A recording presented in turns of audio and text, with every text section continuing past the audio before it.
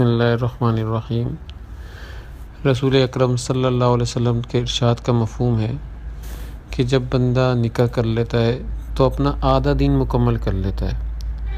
اب اس کو چاہیے کہ باقی آدھے دین میں اللہ تعالیٰ کی ذات سے ڈرتا رہے۔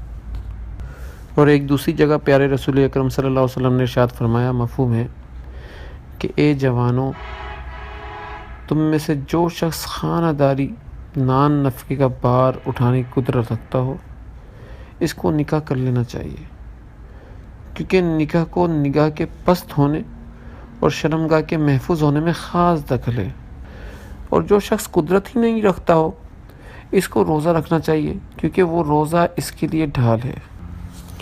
اور تیسری جگہ پیارے رسول اکرم صلی اللہ علیہ وسلم نے بڑا عجیب ارشاد فرمایا، اس کا مفہوم یہ ہے کہ تم میں سے جو شخص نکاح کرنے کی طاقت رکھتا ہے، وسعت رکھتا ہو، اور پھر بھی نکاح نہ کرے تو اس کا مجھ سے کوئی تعلق نہیں۔ اور بھی بہت ساری مختلف احادیث مبارکہ ہیں نکاح کے باب میں، لیکن یہ بھی کافی ہیں۔ اللہ سے دعا ہے کہ اللہ تعالی ہمیں نکاح پیارے رسول اکرم صلی اللہ علیہ وسلم کی سنت کے مطابق کرنے والا بنائے۔ آمین۔